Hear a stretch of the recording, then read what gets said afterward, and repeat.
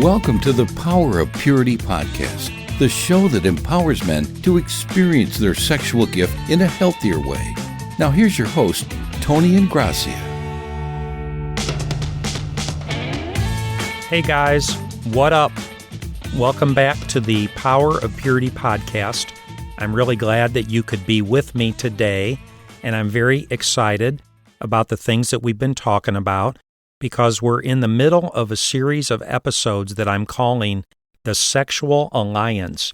And we've been learning that it's God's will, plan, design, and intention that a married couple have a sexual alliance within the context of their marriage, which means that they limit any and all expressions of their corresponding sexualities exclusively to one another.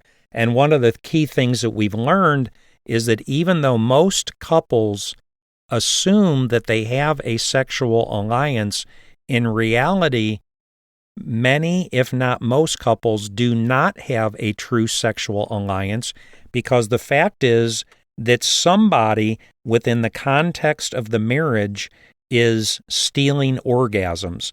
They're expressing their sexual gift apart from their spouse, and their spouse doesn't know it, and so the expression of their sexual gift is not limited exclusively to their spouse.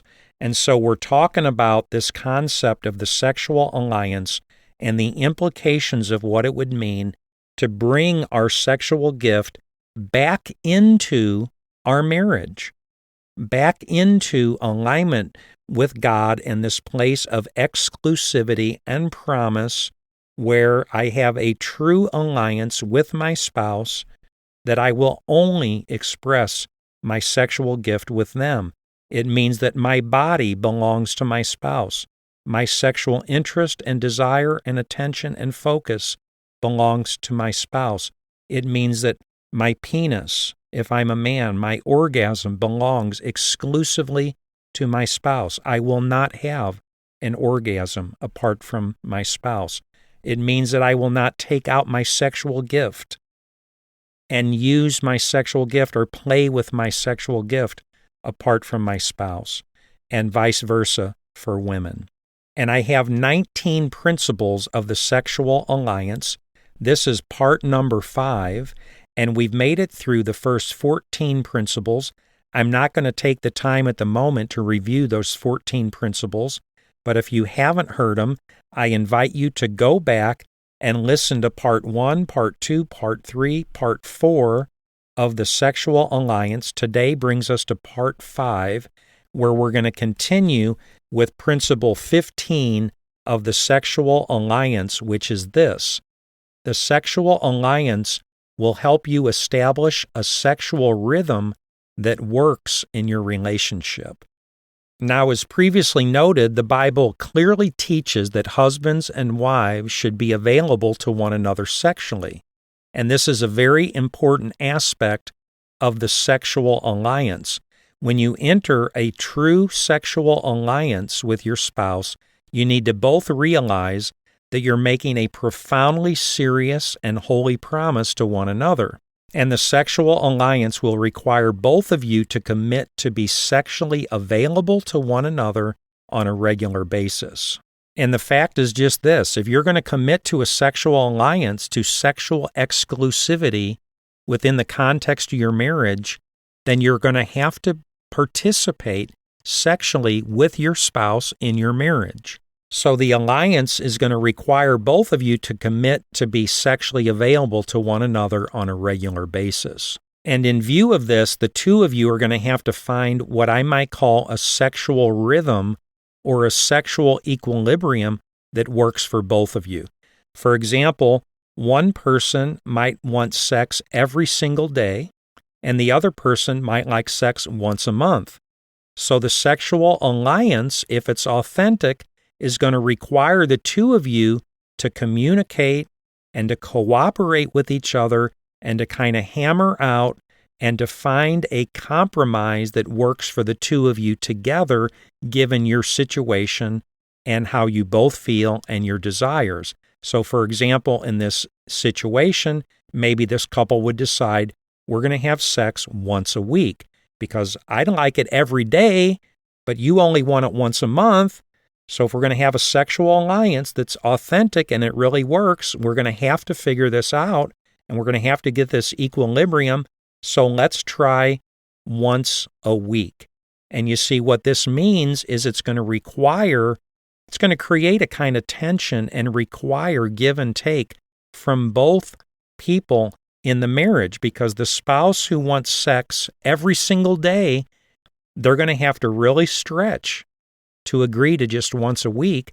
But the spouse that only wants sex once a month, they're really going to have to stretch themselves to step up to the plate to say, I'm going to do this once a week because that's what my spouse needs.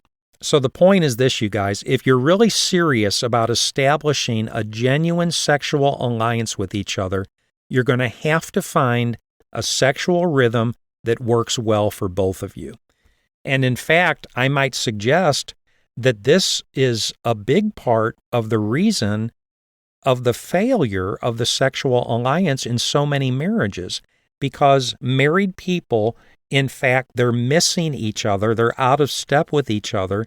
They don't know how to talk or communicate about these things. And so they never do find a sexual rhythm that's working for them together. And somebody's unhappy. Somebody wants more sex than they're getting. And so they're tempted to begin to act out sexually apart from their spouse, apart from their marriage covenant, you see. And so they begin to double dip. They begin to get bonus orgasms, and therefore the sexual alliance becomes violated in their situation, their marriage. And so a true sexual alliance is going to require a couple to establish a sexual rhythm in their marriage that's going to work for the two of them. And just in the way of personal testimony, you guys, I'll just say a few words here and kind of remind you. I trust that if you're this deep into the podcast, most of you have probably heard my story from the early episodes. But you know what a disaster my marriage was, and Sherry and I were really missing each other, and we would go for prolonged periods of time without having sex. So I was acting out in all these different ways, and it was an absolute mess. So when we came down to the place where we were hammering out our sexual alliance, and let me just say this, that without us even understanding what we were doing at the time, I didn't have the verbiage of the sexual alliance. I didn't understand that terminology. I didn't have the framework or understanding. But in fact, that's exactly what Sherry and I were doing. That's what God was leading us to do, to establish a true sexual alliance in our marriage. And so basically, I came to the place where I made a covenant to Sherry. I will never, ever express my sexual gift apart from you again. That's where God led me through my holy vow. And you'll remember that from my story. And Sherry came to the place where she said, if you'll commit your holy vow to me, if you'll commit to never, ever have an orgasm apart from me, then I'll commit to you that we will have sex at least once a week from now on. And I raised my hand immediately. I said, are you kidding me? Sign me up. I was used to going months and months without sex, so once a week to me would be like heaven. And so we kind of forged this agreement of a sexual rhythm in our marriage, you see. I'll agree to not masturbate. I'll agree to the alliance, and you're agreeing to the alliance, and we're realizing we're going to have to work with each other, cooperate with each other, and find a rhythm here that works for us. And so she promised at least once a week. And so we began that vow together, and we went for some weeks and months, and I'm just telling you guys the truth here.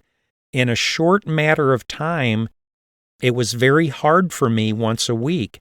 And so I appealed to Sherry, and this is just the truth. And I said, babe, is there any chance we could go to twice a week? And I promise, if we could go to twice a week, I will never ask you for 3 times a week. But just once a week is really hard for me. And so she said, I'll try. And so together, it took us some time, give and take and communication and honesty and trying to move toward one another and be aware of what the other person needed and what they preferred and what they were asking for. And we were able to work together, and we were able to forge this sexual alliance, this sexual rhythm. And I'm telling you guys, this is so awesome.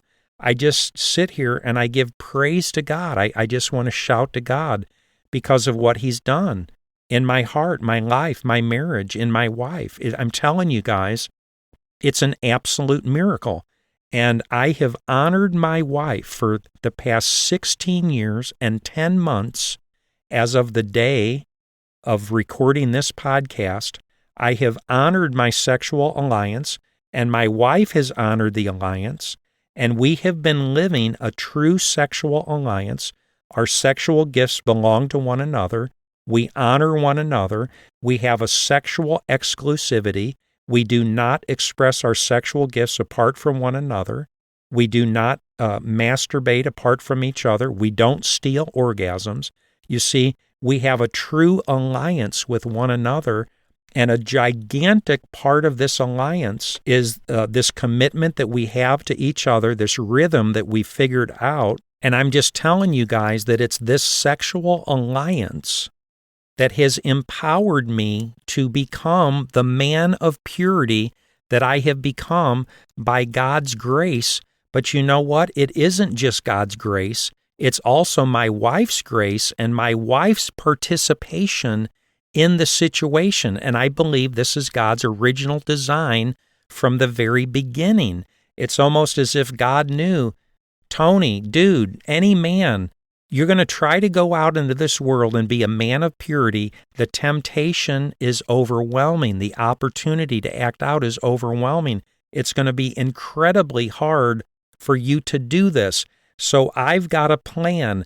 I'm going to create a woman. I'm going to bring her to you. She's going to be your wife. And it's my plan and design and intention that you enter into this alliance with your wife. And you guys are going to have this commitment. You're going to have each other's back, and you're going to be allies. You're going to have an alliance around sex in your marriage. And because of your devotion and loyalty and commitment to one another and what you're finding in each other, it's going to empower you to resist temptation. It's going to empower you to be the person of purity that I'm calling you to be. So that's where this concept of the alliance is born, you guys. I can't say strong enough how much I believe in this and how important it is and how necessary it is for married men to become men of sexual purity. There is no doubt in my mind that if you have your wife on your side and if you're able to forge this alliance, that it creates the possibility, it's going to make it so much easier for a man to achieve sexual purity in his life. So praise be to God. And that's why I believe the sexual alliance is worth the fight, and it's worth the work that you're going to have to do to get your marriage to the place where you can have and begin to function in a true sexual alliance. And by the way, let me just speak to something that I can hear through this microphone. I can hear a man saying this or thinking this. But Tony, yeah, that's great for you. That worked out good for you, but you don't know my situation because I have a wife who never, ever wants sex. If I had a wife that would enter into an alliance with me and give me sex on a regular basis, I would love that. But my wife isn't there. She's not willing to do that. Well, dude, all I can tell you is that I get it because that's where my wife and I were. When we began this process, we were an absolute mess, and we were very, very far apart from one another sexually. We almost never, ever had sex. It was very infrequent, months and months and months apart. So God called me to sexual purity, to sexual exclusivity, to make this holy vow and commitment to my wife. I will not express my orgasm apart from my wife. And I entered into the vow, even though we were a mess, but it freed us to begin to work, and we went to counseling and begin to deal with our issues. And it was not an easy process, but it was a redemptive process. And remember what I shared at the end of the last episode. God invites us into the template of the gospel. God invited us into death. He invited me into a kind of dying, you see. But God is faithful, and the resurrection comes after the death and burial. And so if we will do our best to align our hearts and lives with God, begin to cooperate with God, and follow the narrow path that leads to life, that leads to God's redemptive intention for our lives and situation, God will be faithful, and you will make progress, and there will be healing in the context of your marriage if you and your wife are willing to do the work, and it's possible for you to close the gap as you move from the couple you've been together toward the couple God's calling you to be, and as you learn these principles, and as you learn to deal with these issues and establish this sexual rhythm and this sexual alliance, I'm telling you, I just believe that God has for you what God had for me in my marriage, and that's why I'm on this podcast sharing this, because it's our hope and our heart that our story can help and encourage and point the way for others. Praise be to God. And with that being said, it brings me to principle 16 of the sexual alliance, and I think this principle is really, really important.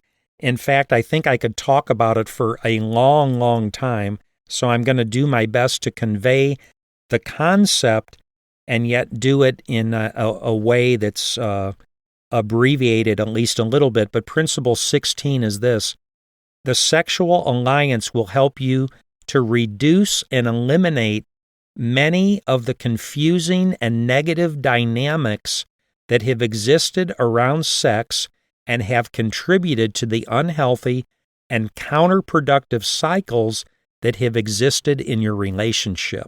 And that was quite a mouthful, so just for the fun of it, I'm going to restate that to make sure that you got it. Principle 16, the sexual alliance will help you to reduce and eliminate many of the confusing and negative dynamics that have existed around sex and have contributed to the unhealthy and counterproductive cycles that have existed in your relationship. And I have here 10 sub-principles that I'm going to share with you guys under this point. But let me just say it this way to start off. Do you know how much weirdness there is around sex? Even in marriage for married people, there is so much weirdness. You see, when my wife and I were a mess, I always wanted sex, right? I'm always sitting there wondering, I wonder if tonight's the night. When am I going to get some? When will sex happen again? Maybe tonight. So I have this principle called paranoid anticipation, you see. That's step number 1. I never know when I'm going to get sex, and therefore I'm anticipating it maybe tonight, maybe tomorrow. Will it be this week? Will it be this month? And this kind of paranoia, and I'm freaked out all the time because I don't know when sex is going to happen.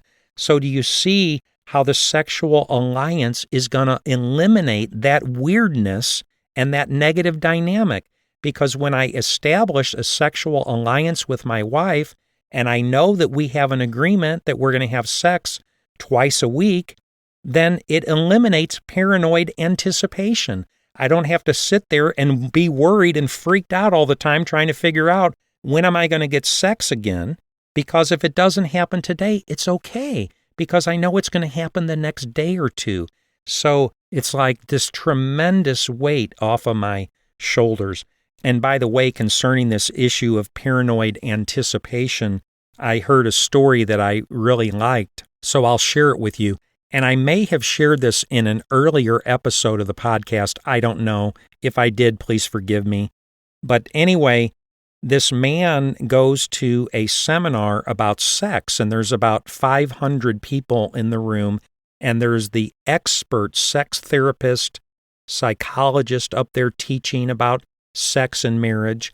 And along the way of the seminar, the expert asked the audience, how many of you here have sex? How many couples have sex at least once a day? And several hands in the audience go up. Then the expert says, well, how many of you have sex once a week on an average? And more hands go up, quite a few hands go up once a week. Okay, great. Well, how many couples here on an average have sex once a month? And a bunch of hands go up all around the audience. And then the expert asks, well, is there anybody here? How many people have sex on an average of once a year? And in the back of the room, one hand goes up, and this guy is so excited. He's jumping up and down, up and down. He's so excited and enthusiastic, and he's waving his hand to be seen waving. And the expert says, Sir, I see your hand back there, but why are you so excited? You get sex once a year, and yet you're so excited. And the guy yells out, today's the day. Of course he's excited. You see, he's had paranoid anticipation, and finally today is the day. So paranoid anticipation is one of these dynamics, and it leads to principle number 2 of the weird, confusing negative dynamics, which is perpetual disappointment. Can you see how paranoid anticipation leads to perpetual disappointment? Because there's a verse in the Bible that says something like, hope deferred breaks the human heart. So when I'm anticipating something and it doesn't happen, I have paranoid anticipation, and yet it doesn't happen. So this naturally leads to a kind of perpetual disappointment, because I'm hoping maybe we'll get sex today, but it does. I'm disappointed. Well, maybe it'll be tomorrow. I'm disappointed again. Maybe it'll be this week. I'm disappointed again. So this paranoid anticipation leads quite naturally to this perpetual sense of disappointment, which leads to step number 3, which is growing animosity. You see, because I would like to have sex with my wife. I'd like to have sex with my spouse, and I'm anticipating it, but it never happens, and therefore I'm perpetually disappointed. So before I know it, like a seed growing in my heart, I have this growing sense of animosity toward my wife and a kind of resentment. God says that we're married. Her body belongs to me. I should be able to have sex. She's my wife, but I never get sex. So I'm beginning to resent her and have animosity toward her. And this leads to step number 4, which I call unending pressure. This typically would be upon the lesser desire spouse. You see, I always wanted sex, and my wife knew that I wanted sex. So she would read into that from her side of the equation a kind of pressure. So she would say things like what so many people say, all you ever want is sex, sex, sex, sex. I feel this constant pressure, this unending pressure from you for sex, and you're pressuring me so much it makes me not want to have sex with you. So you see, we're getting into this vortex and this very counterproductive cycle where I want sex, I'm anticipating, which leads to my disappointment, which leads to my animosity and resentment, which my wife begins to interpret as a kind of pressure, which leads to step number 5, which I call justified denial, which means that my wife now can deny me sex and justify it in her own head and heart and mind, because she's saying, all you ever want is sex from me, and you're paranoid, and you mope around here, and you have like this animosity. I can detect it, like you resent me over this, and you're pressuring me for sex. So of course I don't want to have sex with you. Why would I want to have sex with a man like you? And she feels justified in her denial to have sex with me. So this leads to step number 6, which is a continual stalemate. So now we're locked into these adversarial positions where we're both hurt, we're both confused, we're both disoriented, we both feel justified because I feel like I want sex, and I have a right to sex, and I have a right to be disappointed, and I can't help resent you because you won't have sex with me. And she feels this pressure and feels justified to deny me. So now we're locked into this continual stalemate, and this is big, big trouble because now we're in this vortex that's very, very, very counterproductive. And I hate to say it, but do you know that people live in this place, number 6, of a continual stalemate? They live in this place for years and years and years. And if you're not careful, you can get trapped in this place of this perpetual, continual stalemate for 20 or 30 years or more. And that leads quite naturally then to step number 7, which I call acting out. And acting out then is what people begin to do because their marriage is a mess now. Their marriage is disoriented. They never ever get sex, or they don't get nearly as much sex as they want to get in the context of their marriage. And the sex that's happening in their marriage is very convoluted and weird and kind of dysfunctional, and it's confusing and negative because of all these swirling dynamics that are counterproductive, this paranoid anticipation, which leads to perpetual disappointment, which leads to growing animosity, which leads to unending pressure and justified denial and continual stalemate. So at some point, somebody says, the heck with it. I'm going to act out then. I don't get sex from my wife, then I'm going to look at porn. I'm going to masturbate. I'm going to go to a strip club. I'm going to have an affair. I'm going to look at Craigslist. I'm going to have a cyber chat or a cyber sex. And so people begin to act out, and they feel justified because sex isn't happening in their marriage. So they begin to act out, which often leads to step number 8, which is caught in the act. And so many times people that are acting out eventually get caught, right? He gets caught in the affair. He gets caught looking at the porn. She gets caught having an affair. And that leads to step 9, which is relational trauma. Now the person who was betrayed is hurt and confused. They feel betrayed and overwhelmed. How could you do that? You had an affair. You acted out. You've been looking at porn. How dare you? I'm so hurt. I'm so offended. You've betrayed our marriage. And that leads to step 10, which is shattered trust. And now trust is broken. And damage is done. And it's unbelievable how this cycle has escalated like a snowball rolling down a hill, getting bigger and bigger and bigger and more powerful and more momentum.